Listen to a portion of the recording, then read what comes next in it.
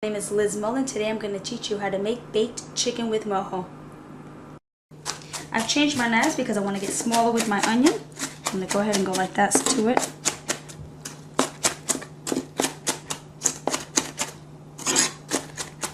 And cut it up really tiny.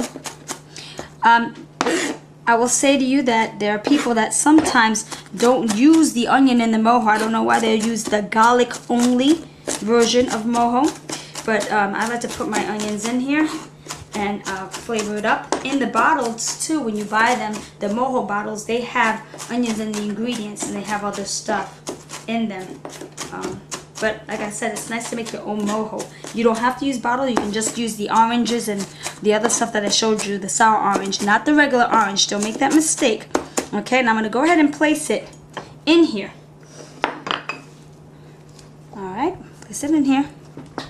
And again, continue to bring it down like that.